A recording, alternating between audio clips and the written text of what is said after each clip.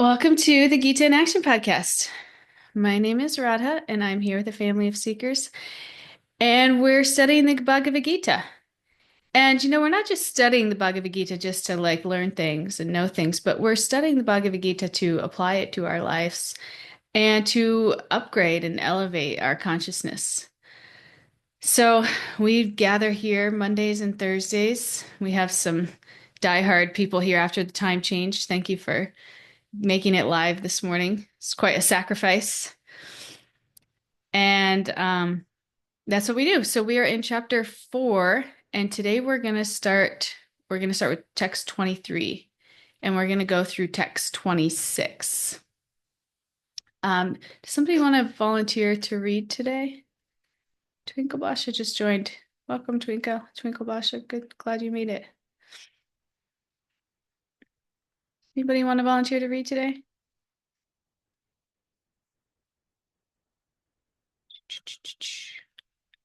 Okay, no problem. I will read today. Okay, here we go. Text 23. Sharing the screen. Text 23 says, "The work of a man who is unattached to the modes of material nature and who is fully situated in transcendental knowledge merges entirely into transcendence."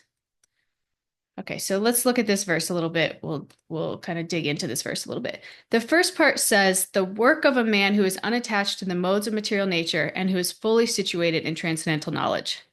So this is when someone knows their real identity, right? And we know that our real identity is a spirit soul, and that spirit soul is part and parcel servant of God, right? When somebody knows that real identity, they're freed from the dualities and the effects of the material world.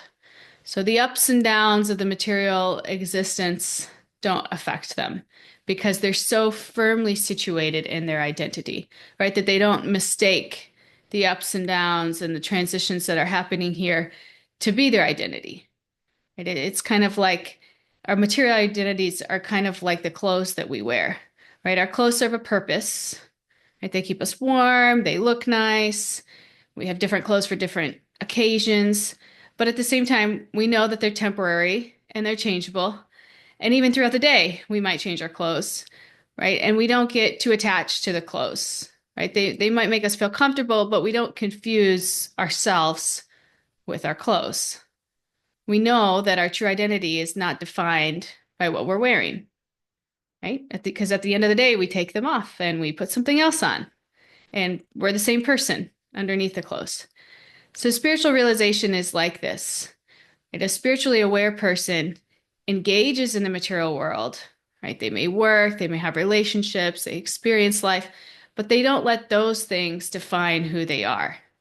They understand that their true identity is not tied to their roles or possessions or external circumstances, right? That their true identity is their role as a spirit soul, not their role, but their existence as a spirit soul, right? Their relationship with source. That's where their true identity is. So as they're moving around in this material existence, jobs come and go, relationships come and go, possessions come and go, and they use them, they help, those things help them function. They use them to be functional, but they don't define themselves by them.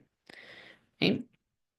So just as we still need and use our clothes without being attached to them, a person can live in this material world without being attached to it. And they can use it, they can use this material world, but their deeper sense of their self is grounded in something more permanent, right? Like their spiritual nature. So when a person is truly situated in this transcendental knowledge, like this verse says, like this, the title of this chapter, right? Transcendental knowledge. The material activities don't even attract them because their inner nature aligns with the eternal truth of being a part of God. And this person isn't like actively fighting the temptations or trying to control desires, but the desires fade as they become more absorbed in their higher purpose. Right? It's like effortless. Things are just passing by because they're so connected to their true identity. Right? And this person's consciousness is so attuned to the spiritual realm that it's as though they're already living in the transcendental world while still engaged in the material world because they're free from the influence of the material modes, like we talked about. You know, all the different modes, all the different material energy, they're not affected by that, even though they're living in this material world. So if this person, this is the person is describing in this verse, if this person is these things, if they're free from attachment and they have consciousness and knowledge, then the work that they do as a sacrifice, the work will merge into transcendence. Right? The idea of merging means that the person's work is no longer considered mundane, right? It becomes transcendental. It's important to note here too that the verse is saying that it's the person's work that merges into transcendence, not the person or the soul. Right? The whole focus is on the work. It's kind of like a poetic way of saying that the work is no longer part of the material domain. Right? It goes beyond karma and becomes transcendental. Because now it's infused with spiritual energy. Similar to how materials like iron can be transformed into gold, you know, through the process of alchemy, right? If the worker's intention is to please God, then the work itself is spiritually elevated, even though the material action remains the same, right? So it's just a shift in that consciousness.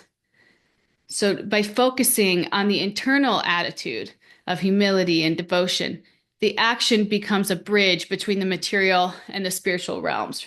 Remember how we talked about that a lot in the third chapter, how we have the material existence and the spiritual existence, and sacrifice is like the bridge between both.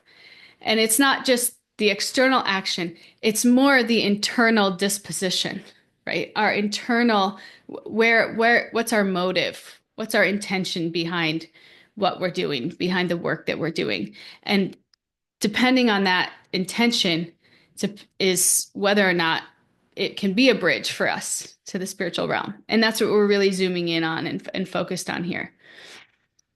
So we talk about this example all the time. If we're preparing food, you know, we could do it just for ourselves so that we can eat and enjoy, or we can do it in a consciousness where we're really preparing it for God, right? And when we're doing it in that consciousness, the same action becomes spiritual because it's done with devotion. So by cooking with the intention of offering the food to God, the cooking, it's no longer just for us to enjoy, right, or sustenance. It becomes transcendental. And this is the essence of sacrifice. The Sanskrit word for sacrifice is yajna, right? So, you know, if you're a parent or a spouse, you might view your role as purely material. But if you could perform your duties with the intention of serving God, right? So we take care of our family to please God. We keep a humble attitude of service. You know, our work can become spiritualized. The same actions that we're doing that may seem mundane, like feeding kids or managing finances or keeping the home, it's done with a higher purpose and a spiritual attitude.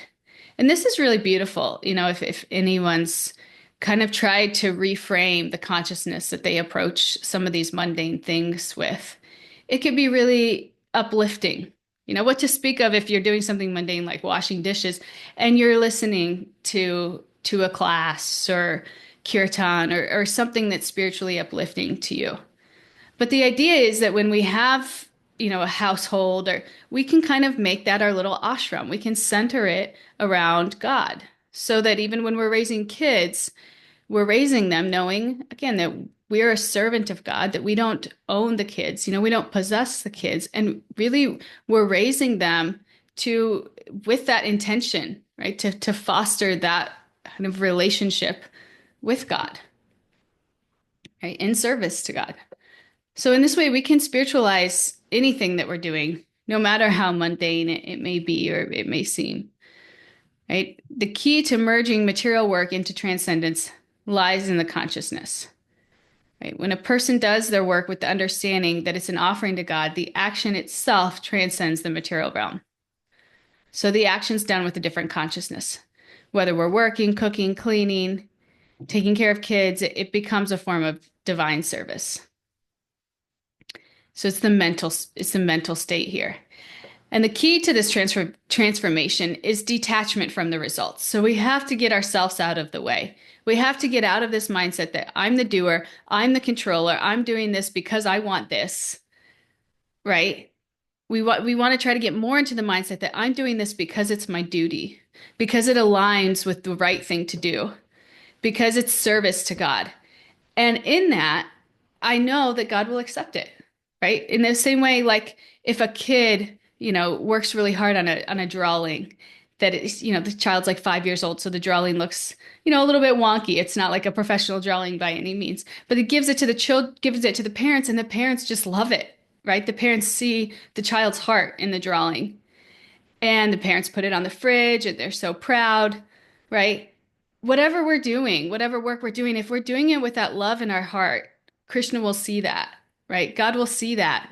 And therefore, we don't even have to worry about what the drawing looks like, right? It's almost irrelevant. If we're doing our duty as sincerely as we can, we're doing our very best, and we're doing it in that mood of service, right?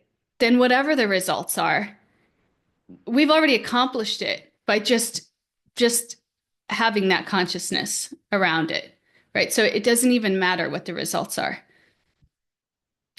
And this is what the Gita teaches us, right? The act of working itself becomes a form of worship.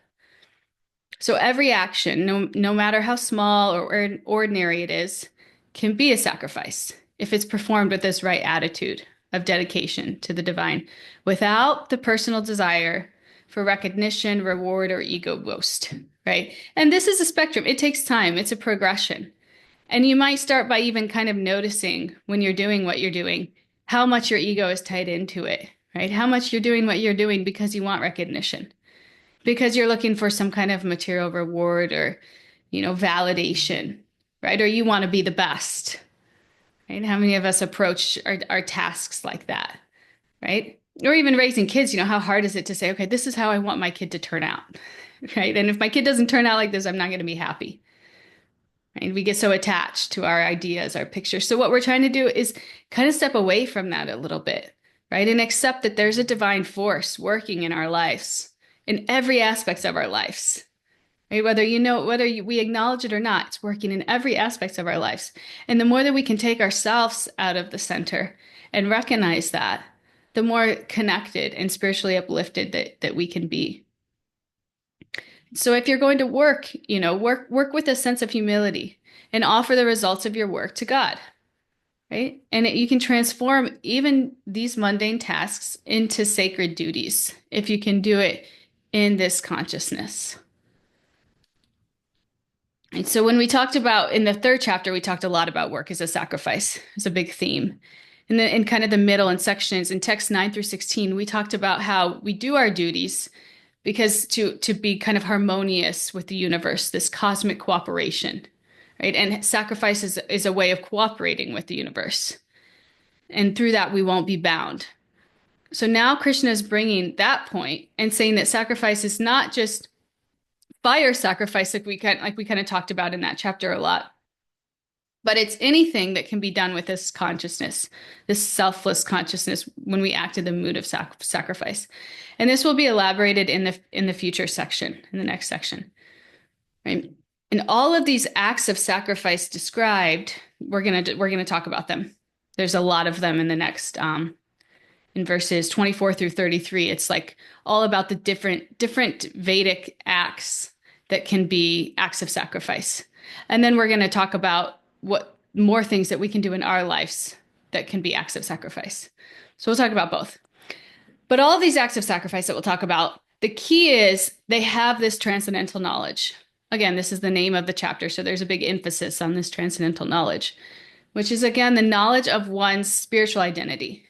Okay, we're a soul, we're part and parcel of God. And knowledge of this leads to seeing the spiritual essence in all actions. So if we understand that we're a servant of God, then we naturally see the work that we do as a part of that service to God, right? If we see God everywhere and in everything, and we see our role as a servant of God, then our interaction with everything and everyone will naturally be, tied to that real identity, right? Even if the work itself is in the material world. So cultivating this knowledge, this transcendental knowledge, this knowledge of our true identity, It's essential because only then can it be combined with the work to make a sacrifice for God. And a big way that we cultivate this knowledge is by hearing spiritual wisdom, hearing these truths, and chanting God's names, right? Whatever name you have for God, chanting his names invokes this, reminds us of our true identity. And there's this really beautiful, there's a few texts in a sacred text called the Chaitanya Charitamrita, which is one of our beautiful um, sacred literatures in this tradition. And there's a few texts I'm going to read from the Madhya Lila that kind of explain how this process works of obtaining transcendental knowledge and then kind of what it does for us. And it says, when a person receives the seed of devotional service, he should take care of it by becoming a gardener and sowing the seed in his heart. If he waters the seed gradually by the process of hearing and chanting, the seed will begin to sprout. It says, being situated in one's heart and being watered by hearing and chanting, the bhakti creeper grows more and more. In this way, it attains the shelter of the desire tree of the lotus feet of Krishna, who is eternally situated in the planet known as Golok Vrindavan in the topmost region of the spiritual sky. And it says the creeper greatly expands into this region, and therefore it produces the fruit of love for God. Although remaining in the material world, the gardener regularly sprinkles the creeper with the water of hearing and chanting. So we can think about our little bhakti creepers like a little seed, and we have to water it. We have to maintain it to develop this transcendental knowledge. We have to nourish it, right? And the more that we nourish it, the more that it will grow, and the closer that we'll be to God, right? And the fruits that will come from this little creeper, this little seed, is love for God. So this is how we develop love for God. It is really beautiful, right? But it's our responsibility to water it with this hearing and chanting. Okay, so we'll move on to text 24. Does anybody want to share anything before we move on? Okay. Text 424. A person who is fully absorbed in Krishna consciousness is sure to attain the spiritual kingdom because of his full contribution to spiritual activities, in which the consummation is absolute and that which is offered is of the same spiritual nature. All right, let's break this one down a little bit. So this is an elaboration of the previous verse. And one thing to note here that's this kind of noteworthy in this verse, it has the word Brahma 6 times. We didn't hear that because we didn't read the Sanskrit. But if you did read the Sanskrit, it has the word Brahma 6 times, which means spirit. Right? Because the ultimate reality pervades everywhere, right? Including inside of us, right? God is everywhere, including inside of us. And it can be reached through various activities, provided that they're done as a service to the ultimate reality. Right? So it's saying that everything can be spiritualized when done as a service to God. And how can this work become transcendental? That's what we're going to talk about next. How can this work become transcendental? So some things we've talked about in previous verses are composed of spiritual essence, right? We talked about this Sat Chit Ananda, the eternal, full of knowledge, bliss. We talked about God's body being Sat Chit Ananda. Our soul inside of us is Sat Chit Ananda, right? Things that are spiritual in quality, this is what they're composed of, right? But things can also be made to be spiritual by spiritual practices. So Prabhupada would say that a box can be gold or it can be gold plated, but both are essentially gold. So it can either, its entire composition can be spiritual or its application can be spiritual. And both are essentially spiritual, right? Because everything's coming from God and it's spiritual, but it's covered by illusion, right? We think that it's meant for our own enjoyment. And when we think that, we become entangled with it, right? So this practice of sacrifice, when we kind of give up something for our own enjoyment, for a higher cause, it takes something from this material plane to the spiritual plane, like we talked about. And Prabhupada gives this example of someone who has a bowel disorder by eating too many milk sweets and is cured by eating yogurt. Right? So just as eating too many milk sweets leads to a digestive disorder, being overly attached to material desires and activities can cause spiritual suffering or confusion. So the disease of the soul comes from an excess of material association, right? Being too attached to people, things, desires that don't ultimately bring us lasting happiness and fulfillment. And the way out is to use something similar to what caused the disease, but is slightly different, right? So by doing the same actions, but changing the intention that we're doing it with and the spiritual understanding, right? That's our cure for this material disease that we have, right? We can transform the outcome from material entanglement, which is what we would usually get, to spiritual liberation when we can make this change, this tweak in the consciousness. And so by performing our same work, but with a different consciousness, and this consciousness directed to God. And this shift from selfishness to service purifies the heart and helps in breaking free from these material attachments. In the same way that yogurt helps cleanse and balance the digestive system after eating too many milk sweets, right? Because yogurt is ultimately also milk, but it's slightly different, right? It's slightly different. And in that way, it's the cure. So we have to develop the right vision. And in this verse, Krishna is giving Arjuna the vision, right? Spiritual realization allows us to see beyond the material surface. We can see the divine essence of everything around us. And sacrifice, it's not just one activity, right? It's the principle. If you're acting in the principle of sacrifice and pleasure of ultimate truth, every battlefield can be a sacrifice, right? A yajna. We're doing it right now, right? We're doing it right now. This is a sacrifice. Everybody who got up, came here at 7:30, is listening to these spiritual concepts when you could be sleeping in, you could be doing pretty much anything else, right? But you're listening to these spiritual concepts. It's God is manifesting as a sound, right? And you're offering your consciousness to God by hearing. And in that way, everything becomes spiritualized. And when it becomes spiritualized, we can make spiritual advancement and attain that spiritual platform. So in this verse, Krishna is saying, let us fix our mind on spiritual elements that underline everything. And by spiritualizing our consciousness, we can re-envision everything. So it's an insight into the true nature of things. And for us, again, this means whatever you're doing, it can be spiritualized. We just have to change our consciousness around it. Right? Because usually when we're in the material world, we see things materialistically, and naturally we want to enjoy them. Right? But if we can see ourselves as spiritual beings and act in the mood of service, we can all be elevated.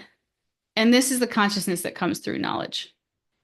Okay, so in the next section, he's going to talk about how everything that we do can be seen as sacrificed. And in this way, one can become liberated. And what we're doing here, essentially, is just removing the filter of which we're seeing the world so that we see things as they are, right? We tend to see the world through our own conditioning, right? Everything's actually spiritual, but it's covered by illusion. We see it through our own conditioning. Therefore, dovetail things into the service of God and make it regain its spiritual quality. So anything done while absorbed in God becomes a sacrifice. And that's what the next section is about. All these different activities that they're Vedic activities, so we may not be able to totally relate to them in our everyday lives, but we're going to talk about how the things in our everyday life can be sacrificed in the same way. So we're going to kind of derive the principles from the activities that he's talking about and try to apply them to our daily activities in our own lives to understand how we can start to develop more of this vision, right? This transcendental vision. So we don't see items or people or things and think, how can I enjoy, right? We think, how can I use this thing in service to God? And in that way, we can be elevated. We could be taken right out of this material domain. Well, our work can be taken out of this domain and we can be uplifted. Okay, so let's go to 25. Anybody want to share anything? Okay, 25 says, some yogis perfectly worship the demigods by offering different sacrifices to them, and some offer sacrifices in the fire of the supreme Brahman. Okay, so let's kind of recap what this means with these demigods, right? Krishna's telling Arjuna, first off, that this mood of sacrifice can make everything spiritual, right? We've established that. And now he's going to list various activities that are considered sacred in the Vedic tradition, and he'll say how it's spiritual. So in this verse, he's talking about demigods. Remember, demigods are the gods with a small g, right? And it's plural. They're like the administrators for God, right? God with a capital G. There's just one, just the supreme, and he has administrators who carry out like functions for him, right? And so what Krishna's saying here is whatever activity that you're doing, you can do in the mood of worship, right? So when we're here in this world on earth, and above us is the heavens, right? From earth, the humans can worship the gods in heaven, right? And all of this can be done in a form of sacrifice. Above heaven is the spiritual reality, right? So the gods with the lowercase g are in this heaven, and we can worship them, right? Even though what's happening here within the material domain is material, we're sacrificing something material for material. So if we remember when we talked about this relationship with demigods, it's more of a relationship, we called it karma kanda. It's more of a relationship that like people approach the demigods for things that they want. They want a good wife, or they want a child, or whatever it is that they're looking for that's material, they approach a demigod for that. And so the concept of sacrifice to demigods is that you do something material and you get something material. So what Krishna is saying here is that even if what we desire is something material, even if we're not to the point where we desire the thing that we're desiring most is connection with God, even if we're still desiring something material, we can still perform sacrifice and it will elevate us. Right? And that's what this is saying. Even if that's what you're interested in, even if that's where your consciousness is, you can still perform the sacrifice to the demigods and you can be elevated. Even though we know that the ultimate sacrifice is giving something for God, right?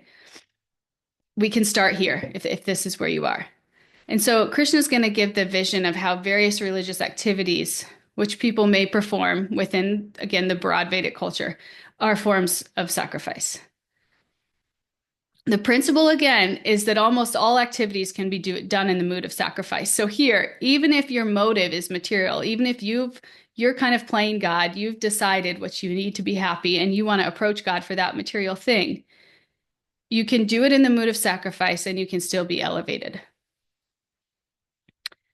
So 426, this will be the last one that we talk about today.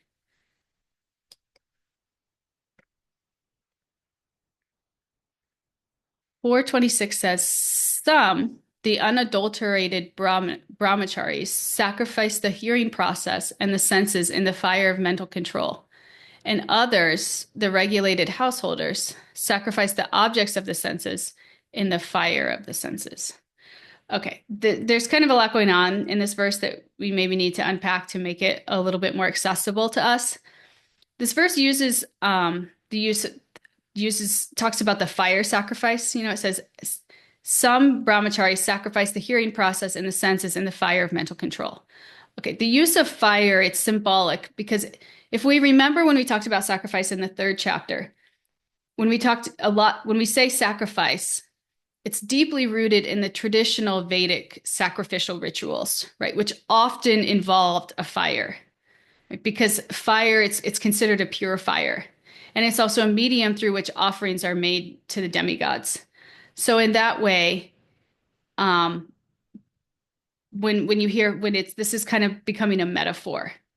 So specifically, when you'd say sacrifice in Vedic culture, a lot of times you'd be talking about that, a fire sacrifice. So now that Krishna is expanding that definition of sacrifice and teaching us that it can be any activity that we're doing, it kind of comes across as a metaphor in the text, right? So again, back to the basic principle of sacrifice, it's that the basic principle is that there's an object and it can go either for our pleasure or for a higher cause. And the sacrifice is when that object goes for a higher cause. So like when we want to be more fit and we go out for exercise when we could be watching TV, right? We're sacrificing what would be nice and pleasurable in the moment for a higher cause, right? Or when we want to work on the mind, right? We could meditate or study instead of like gossiping, right? What are we putting inside of our mind? Are we putting inside this gossip that's not helpful, that's not going to elevate us? Or could we put things in it that are going to elevate us, right? And if we do that, then it's a sacrifice because we're going against what's pleasurable in the moment for something that's more enduring, right? A higher purpose. So in this verse, Krishna's talking about two different categories of people. First, he talks about the brahmacharis, and then he talks about householders. So first, we're going to talk about householders, and that's what pretty much all of us are probably that are listening to this. So in this verse, he says, if there's a person with senses and outside there's sense objects, generally when the senses come in contact with the sense objects, there's some pleasure, right? Like eating food. When food, which is a sense object, comes in contact with the tongue, right, which is the sense, there's some pleasure. Right? And the person could decide to eat whatever they wanted because they gives them pleasure. That could be pretty unhealthy. But if a person wants to transform their activity into a sacrifice, that means that I won't just eat food that gives me pleasure, but I'll eat food that is serving a higher purpose, right? I'll eat food that connects me with a higher reality. So therefore, he eats sanctified food that's offered to God first. Right? So your whole consciousness around when you're preparing this act, when you're doing this act, preparing your food, right? The whole consciousness around it connects you with God and uplifts you and elevates your consciousness. And in this way, each of us can grow in our lives wherever we are. Right? So the contact between the senses and the sense objects that happens can be spiritualized, right? But it requires regulation. So if you're a person who likes music, right, it's pleasing to the ears, right? The sense object is the music, the senses are the ears, the hearing through the ears. We could listen to spiritual music or sensual music, right? Sensual music, a lot of music these days is about so sexualized, really. That's what a lot of music is about. It can be so entangling, right? It can create thoughts in our minds that entangle us further, right? That tempt us further, that put us in maybe kind of a rajastic mode, material mode, right? Or we could listen to spiritual music, right? Spiritual music is elevating. So hearing spiritual music is a sacrifice. And the other kind of sacrifice for householders is just regulating our senses. So this is why, we get married, right? Because there's some kind of regulation this is one of the reasons that people get married, I guess. It's probably different reasons, but there's regulation in sexuality, right? When you decide to commit to just one partner for a long period of time, you're regulating that desire that could otherwise be unrestrained in the form of sexuality.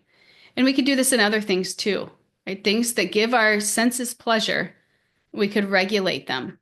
And in that way, it's a sacrifice, right? So the point here is that when there's regulated contact between the senses and the sense objects, it can uplift an individual when it's regulated, right? Because we all know that if it's not regulated, it can bring us down pretty quick, right? So if it's regulated, it can uplift us.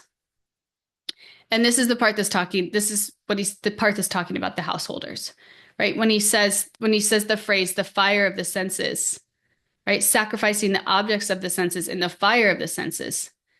This just means using one's senses in a disciplined, controlled, and spiritual manner, right? It's a metaphor for disciplining and controlling our senses. Okay, so now we'll back up to the first part of this verse where he talks about renunciates, right? This is what he's saying. Brahmacharis can sacrifice, right? They've turned away from the external world. So there's the mind and there's the senses.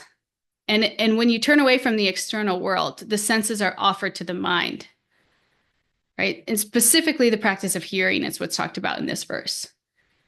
So it's about refining how the mind processes and absorbs information through the act of hearing. So it's an inner sacrifice. It means that the person turns away from the world and turns the senses inwards and tries to focus on developing some inner reality. It's kind of like when we talked about in 258, when Krishna talked about the turtle who withdraws his senses or who withdraws his limbs, right? In the same way that we withdraw our senses, right? Understanding that there's danger outside. It's similar to that in that the senses are drawn inwards. He's meditating, he's trying to understand spiritual realities, and the consciousness is drawn inwards. And therefore, that's the sacrifice. So it's more kind of an internal sacrifice. So he's saying that, so what Krishna is saying here is that there's different sacrifices for a householder versus a brahmachari. And he's explaining what those sacrifices are. So for this internal sacrifice, where there you could a sacrifice could be just regulated eating of food, right? Or a sacrifice could be fasting. Right? When we're fasting, we decide not to focus on the externals at all. That's what's happening here. And that's powerfully uplifting. So in this, Krishna is saying, so with the householders, he's saying that this sacrifice is external and it's regulated. Right? So it's sacrificing the objects of the senses in the fire of the senses, right? Dealing with the external discipline of how one interacts with the world through their senses. Sacrificing that he talked about for the brahmacharis, sacrificing the hearing process in the fire of mental control. It's more about this internal discipline, right? How the mind controls and focuses on sensory inputs, particularly hearing. And this helps them to gain knowledge without getting distracted. So this verse here talks about about two different kinds of sacrifices. Right? And you may hear, sometimes the renounced order, it may seem much higher than householders, which to some extent could be true. But what Krishna is saying here is that both are practicing sacrifice, but at a different level. Right? Both are following the same principle, but at a different level. And it's that principle that we've talked about here that we want to kind of pull out and try to apply in our lives so that we can experience some elevation. So specifically in this verse, what we talked about, again, is regulating. So we can kind of regulate things that give us pleasure and also try to apply our senses to more spiritual things, right? And in that way, we're performing sacrifice. And we all know that the ultimate sacrifice of this age is chanting God's names, right? So that is a great sacrifice in and of itself. So you're sacrificing your time, you're sacrificing your consciousness. And in that way, you're elevating consciousness and your work is becoming transcendental.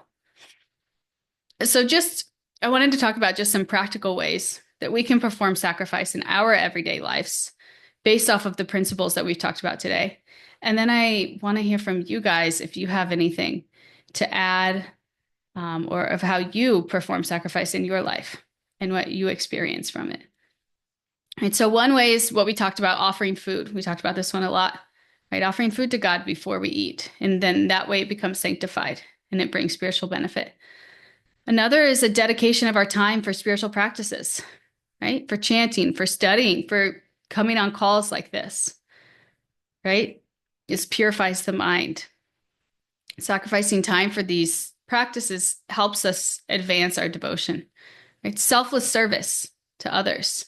This is essential for spiritual growth. It's serving God and devotees in line with selfless service. Controlling desires and attachments. Right? This is a sacrifice of indulgence in fleeting material pleasures, right? If we could control our desires and attachments. Honoring and respecting nature being one, right? Knowing that everything in the world belongs to God and should be used with gratitude.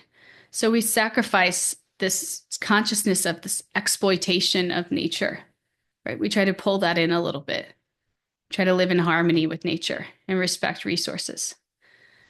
Sacrificing the ego, right? Letting go of grudges, practicing forgiveness. This purifies the heart. Cultivating humility, forgiveness, tolerance. And then offering our talents and abilities for the greater good. This is a huge one. Whatever you're good at, whatever you like to do, try to do it and try to dovetail it in God's service, right? Whatever skill you have, whether it's teaching, cooking, whatever profession, think about how you could dovetail that into God's service, both in your consciousness and maybe even some way externally, right? Sacrificing our personal gain for the service of God. Living a simple life, right? That's a sacrifice, right? We sacrifice unnecessary comforts and distractions, right? And that helps us advance spiritually. So living simply allows more focus on spiritual practices and devotions, but it's a sacrifice. We have to sacrifice things that we thought we needed, right? To be happy or to be comfortable, to live simply. The last one I have here is sacrificing the desire for recognition. And so acting without seeking personal recognition or reward. And this is really the basis of what we talked about in this, right? Performing duties for God without attachment to the results. And in that, we sacrifice our ego and our desire for fame or accolades or anything else related to that, right? To align with something higher purpose, this selfless devotion and service. So that's all that I had today. If anybody wants to share anything, any reflections, realization, also love to hear how you guys, we've been talking about this mood of sacrifice for a while. This podcast is called Gita in Action because we come here and we try to learn things that we can apply to our lives, things that will change our consciousness and bring us closer to spirit, right? So in the couple months that we've been talking about this topic a lot, this karma yoga, sacrifice, how to work more selflessly in this world. Would anyone like to share any experiences or realizations around that? Or how you've maybe taken something that's maybe was more that you used to do with more of a material consciousness and tried to have more of a spiritual consciousness around it. Anybody like to share anything like that? I'm still driving, but I have a few reflections from the class. Great, please share. It's funny. I was just talking to my mom on the phone the other day, and she brought up when she was a devotee in the younger days, and she was like, I was never really good at deity worship or perfectly getting my rounds in. She was like, I was just always so busy with all the kids, and I just always tried to offer my food. And I was just telling her, I was like, well, Mom, I was like, all of these acts are devotional service. Yes, hearing and chanting are the recommended for this day and age for right now. But all of these acts are devotional service, and they all complement each other. So when we're hearing and we're chanting on our free time, when we're doing our household duties or taking care of our children, but we're trying to remember Krishna in it, that's also devotional service. And she really appreciated that because I think a lot of times she just feels has some leftover guilt, or something, or, she's comparing herself or trying to make herself perfect. And it's we have to let go of that perfect idea and learn how to get creative to bring Krishna into every day of our life, And that's what this class really is showing me. We can bring Krishna into every single thing we do, and it becomes spiritualized, and it's amazing. And then another thought I had was when I was a kid, my dad was always just remember Krishna. Always remember Krishna and think of Krishna. And remembering is the third one of devotional service. The hearing, chanting, remembering. And that's devotional service, just thinking of him and remembering him in everything you do. So I just think that's so beautiful, and it's so confirmed here in this class today. So thank you for that. Yeah, so nice. Yeah, and the more that we think about things with this consciousness, the more that we'll see things around us that can be spiritualized. Like even a conversation with somebody, if we could, ideally, we could bring God into the conversation. But if not, maybe we could just offer some love, right? Maybe we could just offer some love and support and try to take our ego out of it, right? And as we take steps closer to this level of consciousness, again, we'll elevate ourselves. We'll get closer to God. It's beautiful. Katie, please share Hi, with us. hi, both. Thanks. Um, yeah, I was just thinking how wonderful it is that it can be so personalized, like was just being discussed in the last few minutes.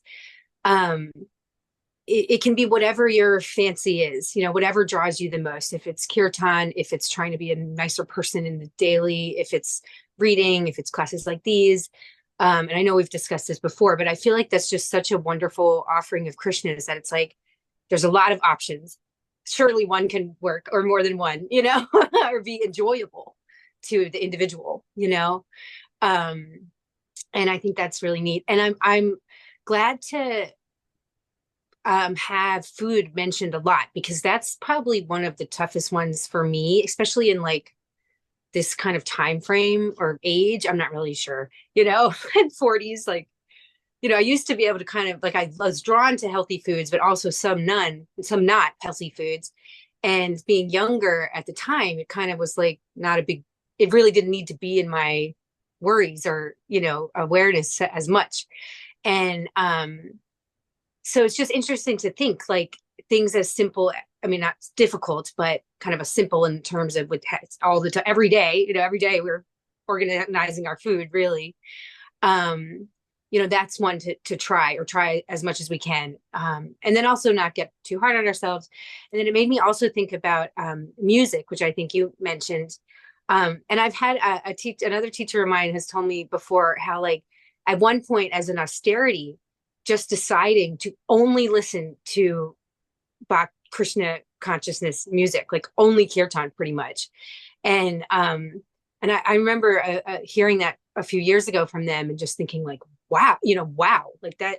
So it's just amazing, and of course we're all at different levels with any of this, but yeah, just to mention how great it is that there's so many options, and kind of like Mariah was saying, like not to feel bad if, and also like I feel like I've gone down a little. I kind of had upped the amount of rounds a few months ago, and now that's gone back down a little, and I have been feeling a little bad about it, but realizing these fluctuations happen because I've also added more lecture, you know what I mean? So it kind of it's not a total like linear like this steady linear upward in any individual sadhana, but yeah, I just find that really beautiful and really helpful. Thanks. Yeah. Yeah, it's just whatever it is just trying to add a little bit more into your life. So just like you said, and a great time to do it is like when you first wake up in the morning, like what are you putting inside your consciousness when you first wake up in the morning? That's such like a crucial time, right? Because that will like trickle down to the rest of our day. So if you get out of bed and you turn on a lecture right away, or you turn on kirtan, you turn on something that is going to fill your consciousness with that vibration, like Trevor would say, right? When you do that, you're that's a sacrifice and you're upgrading yourself. But to your point, I love how you said it. It's different for everybody, and we all have to be where we are, right? It's not like you can't just like turn on a light switch, and so all of a sudden everything in your life is spiritual. Like that would just be too much to go from like all to nothing, and it wouldn't be sustainable for most people. So just think of where you are now and how you can add a little bit more in, and then see how you feel, and then maybe add a little bit more in, and then see how you feel. And because what happens is once you start doing it, right, and once you start developing this transcendental knowledge, it infiltrates different areas of your life. It slowly it starts to kind of, and it happens naturally. So all we have to do is just be where we are and just do a little bit more. Just okay, I'm going to just set this goal. When I wake up, I'm going to turn on a class for a half hour while I get ready. Great. And then see how you feel a little bit later. And if you feel like you can add a little bit more, then add a little bit more. But just try to stay steady in what you're doing in that sacrifice and know that you're making progress that way. Perfect. Trevor,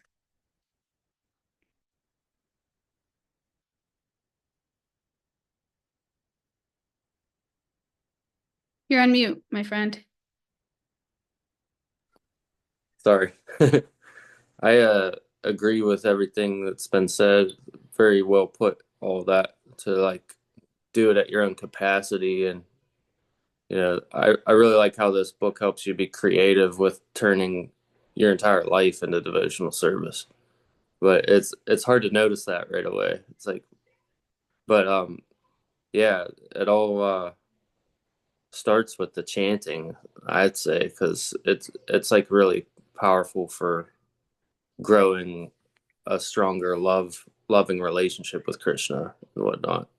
But yeah, my life is basically completely transformed into bhakti, and this book helps explain how to do that. That's why I like the Gita so much, that it's very direct and blunt about it and whatnot, and extremely potent. So yeah, like even when it comes to, we'll use a few examples like raising your child, like you're doing it, you're raising them in consciousness. Therefore, that's also part of your service.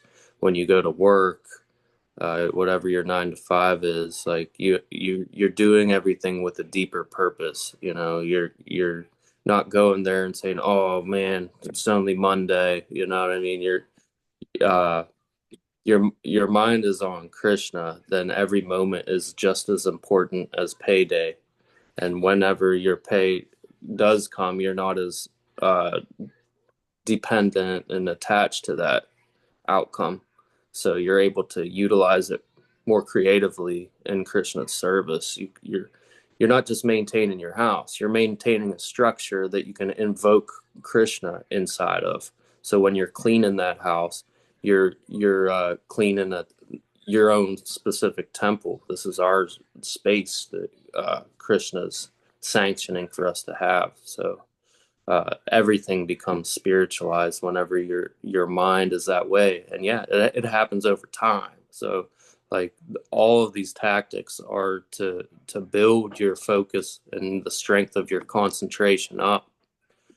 So when our focus is on the right target, then we can work on concentrating that focus, and that happens through all of these practices. And whenever your concentration builds up, then it's easier to realize that even though you're doing this and that, your mind is still focused on the target and whatnot, and therefore everything you're doing is gonna be spiritualized because it's for a deeper purpose, instead of just like, oh, I got to do my dishes, I got to do this or that. It's more like I'm creating feng shui. I'm getting stuck energy moving. I'm making a space that's more presentable and acceptable for Krishna to be in, and therefore you'll really notice a difference in your space whenever it gets to that point and whatnot. Like, yeah. And also, Beautiful. you can even take it as far as when you're unconscious, when you're asleep. Like your subconscious mind works 24/7. So the tactical music is important. Putting on the right sounds, like spiritual music or love-based music. Basically, it's can put it in a broader department. But there's even just frequencies now that you can put on while you're sleeping, and you don't even have to be awake, and you can still be serving Krishna. It's pretty cool because your subconscious mind is working even whenever you're asleep. So the subconscious mind absorbs energy from pictures, even symbols, sounds. So even if you're deaf, this can work for you. So uh, you can take a nap in the middle of your day if that happens for you, and put on frequencies and make it feel like you got like a full night's rest and stuff. It's a powerful thing. But yeah, that's Yeah. just another example. And even if this sounds like a lot for you and you're like, I don't know that I want my whole life to be revolved around Krishna, that's okay. That's no problem. Because even just a little bit, even if you just kind of start your day in some kind of with some kind of sound that's purifying, it will elevate you. And then you can take it at your own pace. And if you don't ever want to get, then that's fine too. You'll still be elevated. And that's what we're all looking for here. You know, how to how much you want to be, or, where your life will go. That's 100% up to you. But if you just incorporate a little bit, if you just start with a little bit, you'll see benefit. And then you can decide from there how far you want to take that based off of, what you're feeling, what you're experiencing. And it's funny because we do this with material things all the time, like if you're someone who's really into working out, like everything in your life will be kind of formed around that, right? Like your vacations, you'll look for vacations where you can work out, or everything's kind of forms around that. Or like my husband's like a Star Wars fan. So it's like everything is Star Wars. Like our mugs are Star Wars, his clothes are Star Wars. Like, everything is Star Wars. So it's just like that. It's like once you start to develop a relationship and you start to, you know, feel elevated or feel some purification or feel some kind of, transformation, it will just start to be in more parts of your life because it feels good, right? Because it makes you happy. And so that's kind of what happens here. Thank you, Trevor. Denny says that I listen to lectures every day, or I'll turn on Prabhupada's lectures or documentary. Denny does listen to lectures all day long. I know that. While he's working, he's listening to lectures all the time. He says, my chanting has been low, though, due to union business plus trying to work. But I feel you never lose your love for the practice. My dear friend Kripamoya always says to me when I send him something I am practicing, he says, thank you for reminding me of Krishna. It took me a while to understand why he says that, but it's a beautiful practice as well to say. Denny says, in 3 days, I will have a year of practicing Krishna consciousness. Yeah, many of you will text me throughout the week, different things. And it's even that reminds you of Krishna, even just those conversations that you have with people. Those are sacrifices and those are elevating us. So beautiful. Does anybody else want to share here before we adjourn for the day?